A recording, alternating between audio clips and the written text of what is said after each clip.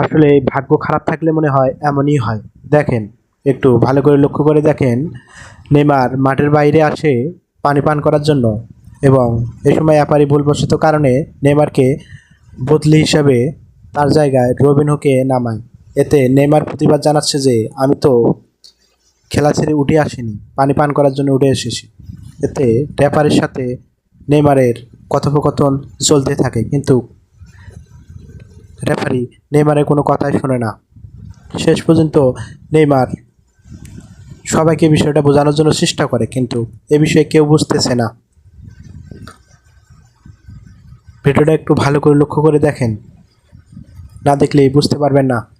Neymar শেষ পর্যন্ত একটু চিরকুট দেখাচ্ছে যে আমি কত মিনিট খেলবো মাঠে।